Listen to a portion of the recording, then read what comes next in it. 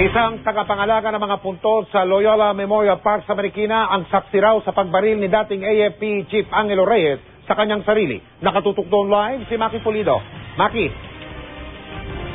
Mike, nasa likod ko ang mga puntod ng mga magulang ni dating Secretary Angelo Reyes. At ayon nga sa mga testigo o mga nakakita sa dating kalihim, sa harap mismo ng puntod ng kanyang mga magulang, binaril ni Secretary Reyes ang kanyang sarili pasado alas 7:30 kaninang umaga.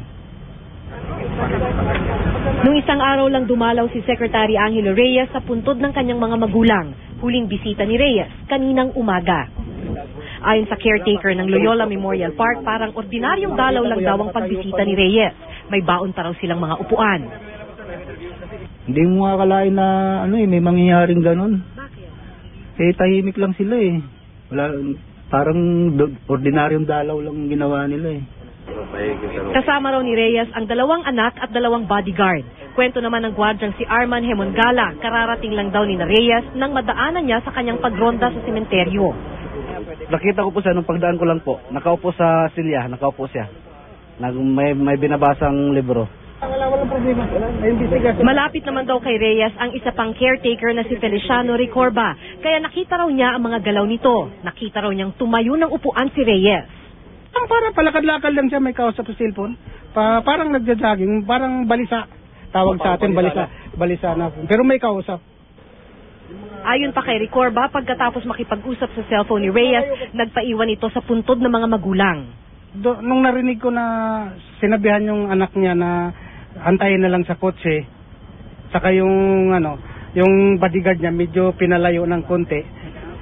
At nang makalayo na raw ang mga anak at security, nakita ko lang may baril sa kamay niya, sa kaliwa, dyan dito. Nakaganon lang, oh. Nakakip siya, ganyan. Nakaganon lang. Hindi mo alam na may baril ng hawak sa kamay. Tapos yung mamaya-maya kunti, ayun na. Tinano na. Tinutok na sa kanya. Isang putok lang. Tagos na dun sa, gumano na yung dugo dun sa... Pagkabaril daw sa sarili, bumagsak si Reyes sa mismong puntod ng ina. Kaya ang puntod, halos matakpan ng dugo ni Reyes. Doon naman ako malapit. Ako unang nag-responde sa kanya para ikarga namin sa kotse. Ay hindi namin kaya, kaya medyo natagalan pagbuhat. Yung anak niya, nahirapan naman na parang natulala na. May umiiyak na lang. Kami na nagbuhat, saka yung isang yung driver. Dagdag ni Recorba habang umiiyak salitang bakit ang paulit-ulit na binabanggit ng anak ni Reyes. Isang libro na The Art of the Deal na isinulat ni Donald Trump ang nakita sa lugar kung saan bumagsak si Reyes.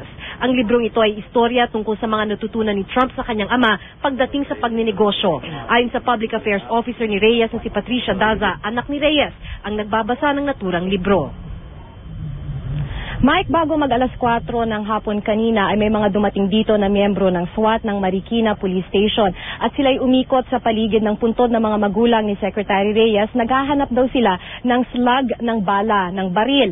Meron pa silang mga hawak na metal detector pero pagkatapos lamang ng ilang minuto, umalis na sila at wala naman silang nahanap na dagdag na slug ng baril. Mike? Maki, napansin ko yung police line na nakapaligid dyan sa puntod ng mga magulang ni Secretary Reyes.